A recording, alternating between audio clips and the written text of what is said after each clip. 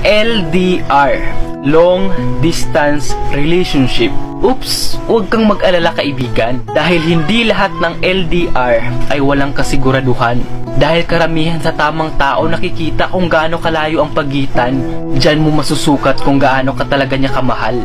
Dyan mo masusukat kung gaano siya katatag, katapat at willing maghintay.